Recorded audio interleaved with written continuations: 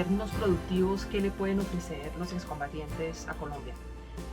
Yo creo que la apuesta principal de los proyectos productivos no es lo económico. La apuesta principal es darle opciones en la vida civil a ciudadanos colombianos para que se vinculen a procesos sociales y políticos de forma no violenta, encuentren ahí apuestas y oportunidades para apoyar a sus familias, para tener familias como muchos de ellos han decidido hacer en los últimos años y para hacer contribuciones a la sociedad toda desde un ángulo civil y con miras al crecimiento y al bienestar y la tranquilidad de todos.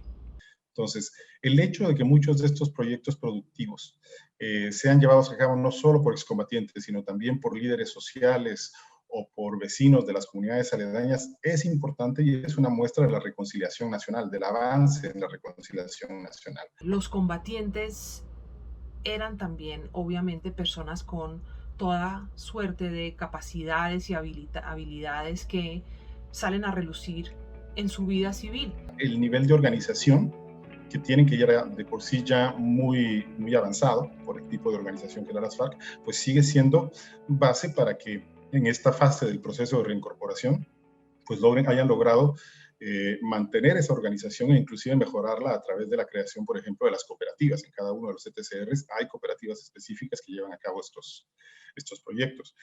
Yo creo que también por el carácter campesino del exgrupo armado, pues también es una ventaja cuando consideramos que la mayoría de proyectos que están desarrollando son de carácter agropecuario. Hay personas con vocación agrícola muy clara, hay personas con creatividad, hay personas con capacidad de organización de equipos, es decir, con un montón de atributos que los proyectos productivos requieren y les dan la oportunidad para desarrollar y potenciar.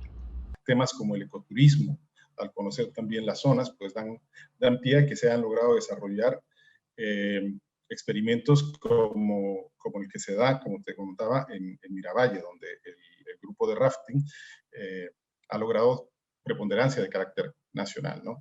Hay muchas razones por las cuales es difícil adelantar los proyectos productivos que los excombatientes se han planteado. Hay problemas de tipo logístico, muchas veces los proyectos ocurren en lugares, se desarrollan en lugares remotos de los centros de acopio y los centros de consumo y en ese sentido se plantea un reto grande de infraestructura, cómo lograr que la producción llegue a los lugares donde se vende y lo adquieren las personas que los necesitan. Es un proceso que tiene retos históricos y que tiene retos actuales.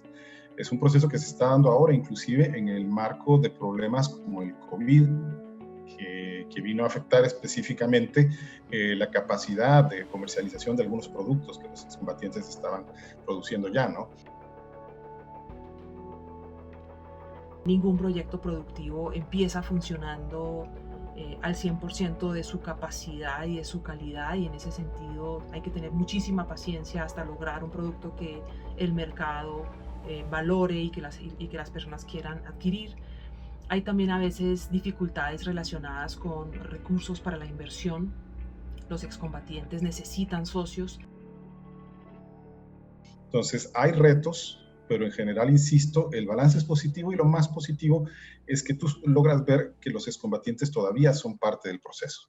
Los proyectos productivos tienen un enorme impacto más allá de lo económico porque generan un sentimiento de meta colectiva, un sentimiento de pertenencia e identidad más allá del conflicto en torno a el logro de un propósito muy concreto que es generar unos insumos, generar unas ganancias, una viabilidad económica para la organización. En Agua Bonita existe la despulpadora más grande del sur del país, por ejemplo, y está brindando productos específicos para un mercado netamente local.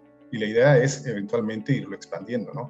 Pero es el tipo de oportunidades que no tenían antes las poblaciones aledañas, ese tipo de productos específicos o las escuelas que se están armando dentro de los propios ETCRs en las que también participan los hijos de los no excombatientes, de los vecinos de la zona, ¿no? Y eso cumple un papel muy importante en los procesos de reincorporación, donde muchas veces los individuos ya fuera de la guerra, ya desmovilizados, ya desarmados, necesitan redefinir su identidad, necesitan volver a entender su lugar en la sociedad, y en ese sentido los proyectos productivos cumplen un rol mucho más allá de lo económico y más bien sirven también como ancla para las identidades individuales y colectivas en este proceso. En la zona que nosotros cubrimos, que es Caquetá, Putumayo, parte del departamento del Meta, específicamente el municipio de Macarena, Piamonte, en Cauca, son casi 130.000 kilómetros cuadrados de cobertura, lo que tiene la Oficina Regional de Florencia. Pues aquí se han llevado a cabo más de 58 asesinatos del total de 266, eso es más del 21%. Entonces es un tema de seguridad fuerte, pero aún así la inmensa mayoría de excombatientes son parte del proceso, están apostándole a un proceso de reconciliación nacional en las comunidades donde han decidido hacer su reincorporación y un proceso para volverse entes productivos, ciudadanos con todos los derechos del caso. Fueron 50 años de guerra y llevamos solo estos pocos de la dejación de armas. Entonces, insisto, hay cosas de las cuales congratularse y hay retos todavía que están pendientes.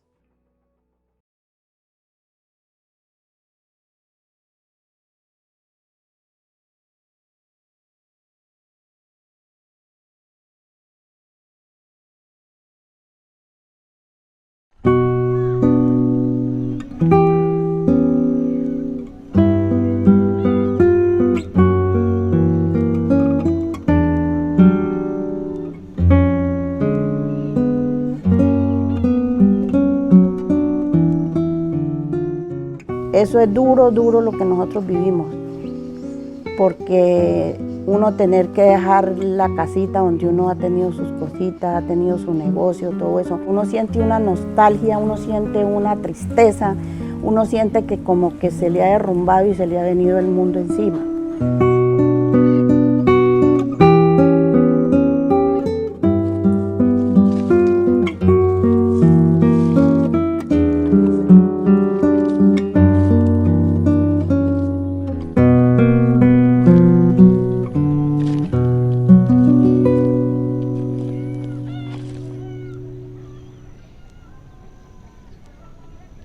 El día que llegamos nosotros a este pueblo, que lo habían quemado, esa noche antes le habían metido candela a las casas, todas estas casas de esta cuadra fueron quemadas.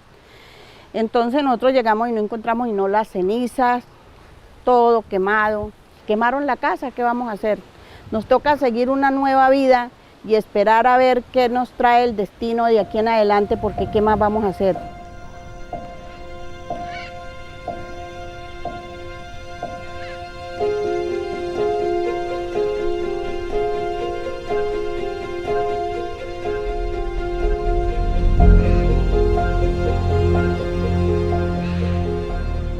El proceso de paz es una parte muy importante, porque estas personas que estaban haciendo daño, digamos, ahora están haciendo el bien.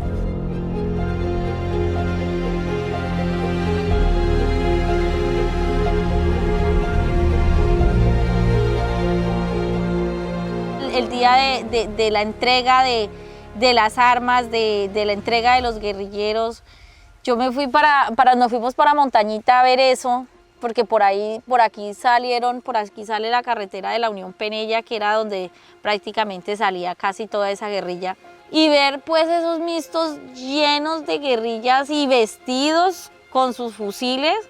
O sea, eso fue que ese día incluso yo miraba las caras de muchos que hasta lloraron de ver esa escena.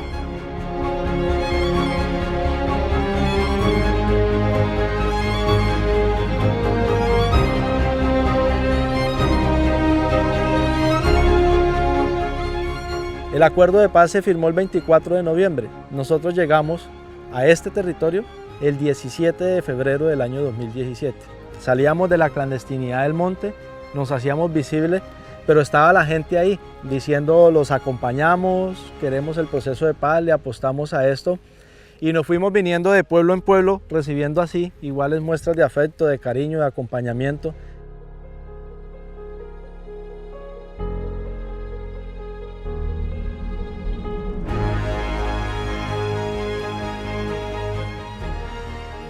También llegaban personas a reclamar por qué me mataron a mi hermano, por qué mataron a mi papá. Y en algunos casos se sabía la realidad y tocaba decirles, como hubieron casos de gente que llegaron a preguntar por sus hijos. llegaron a preguntar y tocó decirle, no, su hijo fue fusilado en tal tiempo, porque no se podía seguir, o sea, no se podía mentir. ¿Y por qué no se podía mentir? Porque pues estábamos en un proceso y dijimos, aquí lo que pasó hay que contarlo.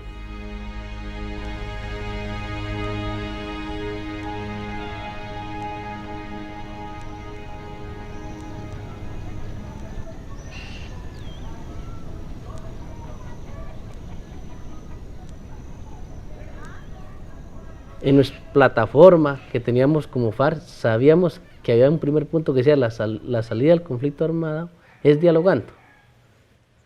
Y aún vuelve uno, y si ponemos esa frase a nivel internacional o a nivel general de la guerra, la salida de los conflictos es dialogando, no hay otra.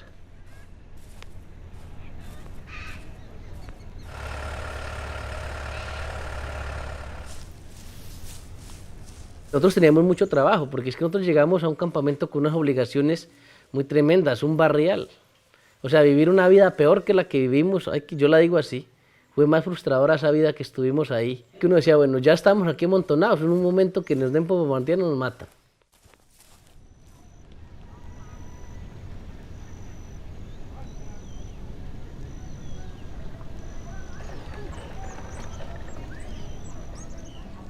Cuando aterrizamos en este sitio, pues lo único que encontramos es lo que vemos en este momento, hacia el fondo. Potreros en todas las direcciones.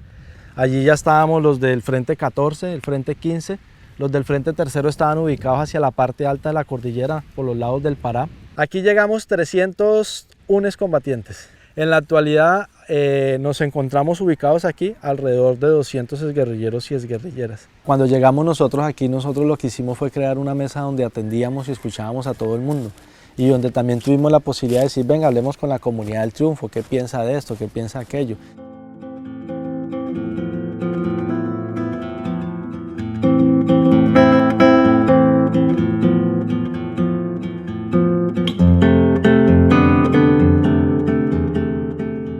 Vivo en el municipio La Montañita, pero viví aquí en la inspección El Triunfo de 1980. Y tuvimos 10 años más o menos de tranquilidad.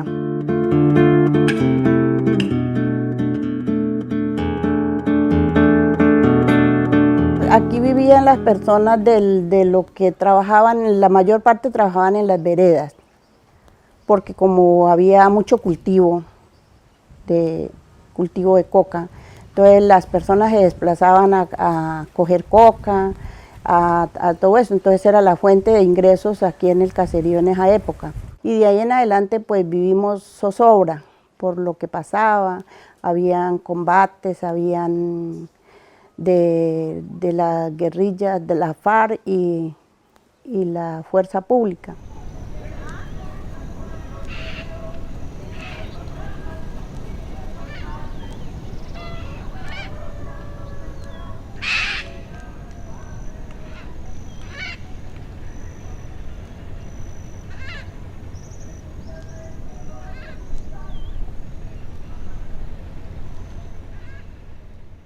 En el marco de esa situación de confrontación se da el hecho contra la comunidad del Triunfo que pues radica como en dos cosas. Uno, pues que hubo un hecho victimizante que se caracterizó por el incendio del poblado o de lo que había en ese momento del poblado y el posterior desplazamiento o la salida de las personas que estaban habitando allí. El comandante como tal en la época que ya fue era el camarada Faiber. Ellos tienen unos personajes que le llaman los milicianos, ¿cierto? Entonces el grupo de milicianos que había en este sector, el papá de ese muchacho vivía aquí en el caserío. El jefe de los milicianos, el papá vivía aquí en el caserío. Y un domingo, 25 de marzo del 2002, vinieron dos señores en una moto y lo mataron.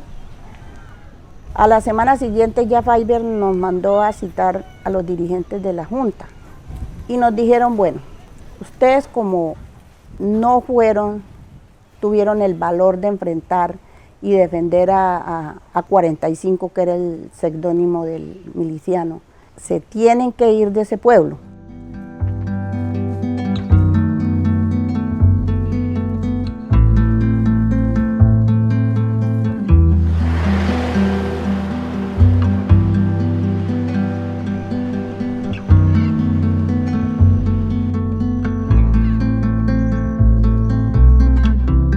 formamos un grupo de personas, de 15 personas, y nos vinimos un día a las 6 de la mañana, nos vinimos de Montañita a pie. Cuando llegamos acá no encontramos sino el cenicero de las casitas que habían quedado.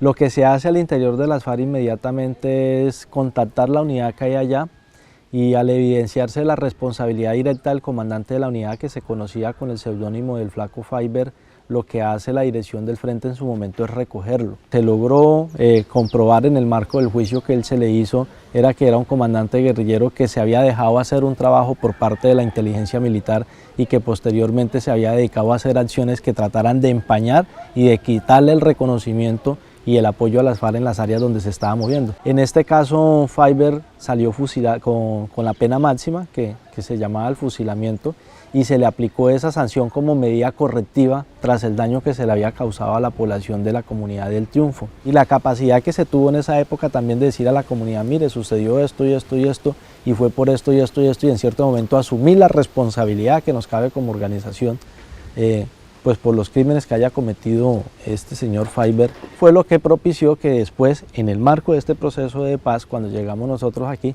se entablaran tan fácilmente o se reconstruyeran tan fácilmente los niveles de comunicación y de concertación con ellos.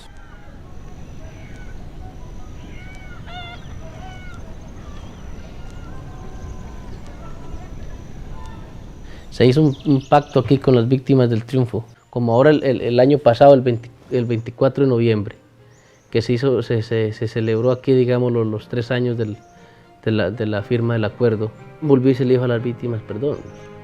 Y aún lo que estamos diciendo, y lo estamos tratando de cumplir, es en el acuerdo que sea la no repetición. Entonces no hay mejor forma de pedir perdón, o no hay más forma de demostrarle a las personas de que se quiere cambiar en no repitiendo.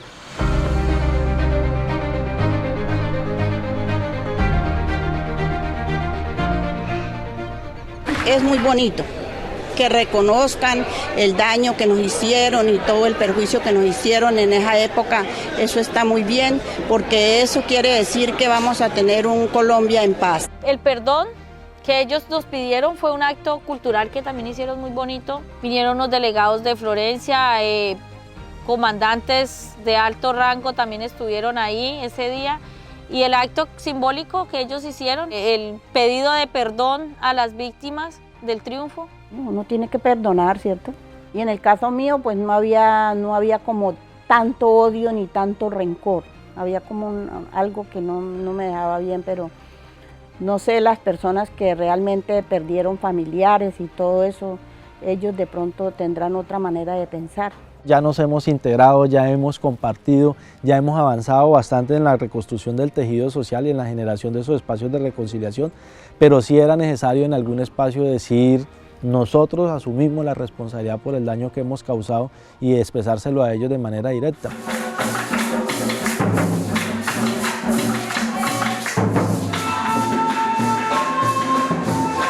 El solo hecho de que digan estamos haciendo nuestras fiestas tradicionales, nuestra feria tradicional, y queremos que ustedes nos acompañen con el grupo de danzas, con el grupo de teatro y con la participación de ustedes, es ya de por sí un hecho de reconciliación. Y después tuvimos también la posibilidad de que ellos vinieran y nos acompañaran aquí en diferentes campeonatos de carácter deportivo y en diferentes actividades de orden cultural, algunas de esas incluso desde el punto de vista del orden político. Uno se pregunta a veces quién va a la guerra, pero también hay que preguntarse quién regresa de la guerra, ¿no?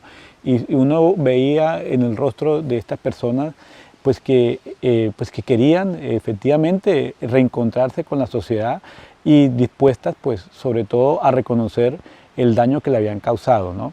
Ahí pues uno también hay que ver la generosidad, en este caso especialmente de las víctimas, quienes nos enseñan que es importante también conocer a esos actores que le han afectado, pero también poder encontrarse con ellos, quizás no para andar abrazados ni cogidos de las manos, pero sí para respetarse y poder trabajar conjuntamente.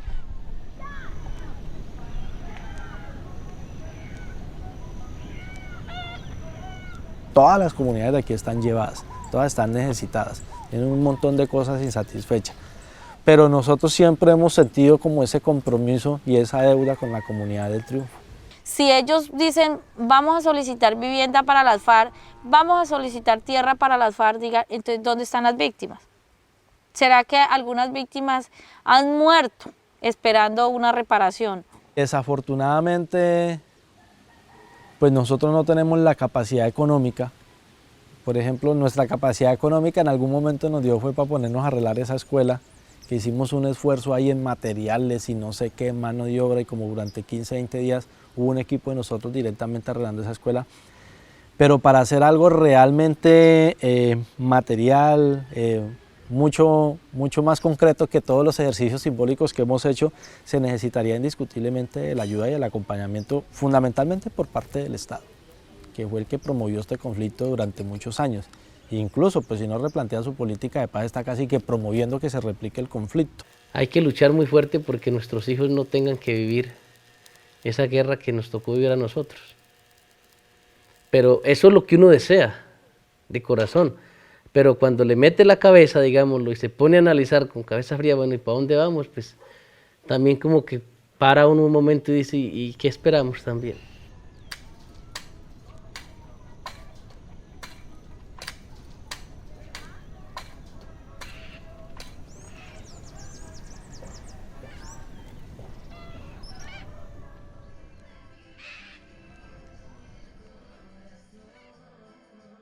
El proceso de paz y la ubicación de la zona veredal aquí generó como un boom del desarrollo en el municipio de La Montañita. Lo único que uno puede sentir es orgullo de ver lo que hemos tenido la capacidad de construir aquí en otras partes.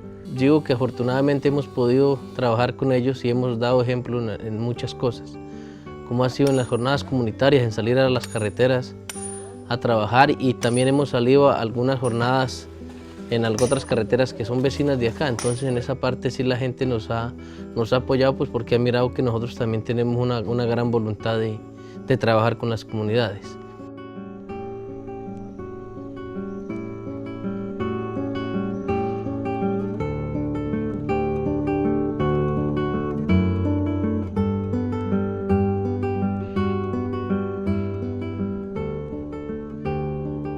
Viéndole ahorita ya la zona que tienen, o sea, ellos están bien. De pronto algunos muchachos o guerrilleros que estuvieron ahí seguro nunca tuvieron una vivienda digna.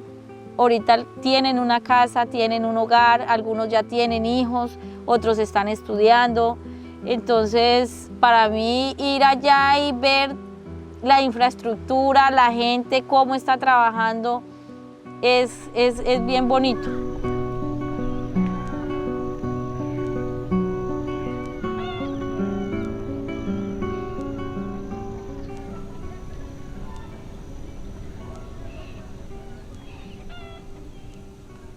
En un proyecto de que nos correspondía a cada guerrillero 8 millones, un grupo de personas se apuntaron ahí y se está haciendo el trabajo de sembrar piña. Entonces esta tierra se le ha mirado un resultado muy importante, que es en la piña. Sabemos de que son proyectos que nos van a sacar más adelante, vamos a salir triunfantes en eso. O sea, imaginamos que el pueblo va a crecer, imaginamos que el pueblo va a potenciar su capacidad productiva, que vamos a avanzar en esa transformación del modelo económico de este territorio, donde en 2 o 3 o 4 hectáreas de piñas podemos generar ingresos para beneficiar 20, 30, 40 familias que directamente pueden depender económicamente de allí. Se está demostrando en muchos lugares del país de cómo las comunidades pues lo que querían era pues simplemente hacer sus vidas, ¿no? Su compromiso con los procesos de convivencia, de democracia, son tan amplios y tan generosos, por ejemplo, de las víctimas, que lo que hacen es integrar, abrir las puertas, pues también a unos actores que tienen la disposición, ¿no? Como son los firmantes del acuerdo de paz, que tienen la disposición para decir, bueno, pues vamos a avanzar en estos procesos. Este es un piloto de lo que podría ser la Colombia si tenemos la capacidad de reflexionar, de reconocernos, de reconstruir el tejido social, de generar escenarios de reconciliación para que se transformen en escenarios de construcción colectiva y de desarrollo territorial. Que sigan el proceso de paz, que sigan haciendo las cosas bien y no se vuelva a repetir. Esta repetición, que nunca más vuelva a haber estos conflictos ni esto porque esto es muy triste para las generaciones que vienen. No se debe juzgar la razón, no se puede regresar el tiempo. Quien no ha conocido el miedo no sabrá entender lo que nos pasó. Nos desvelan los recuerdos y evadimos ser sinceros, y junto a un árbol otra vida brota sus raíces. La montaña viva el campo que abrazó la libertad. El tiempo cambió, que no vi, que no anduve, lo que prometimos abrió otro camino. Que no vi, que no anduve, sembramos un jardín, y que el amor sea fugitivo.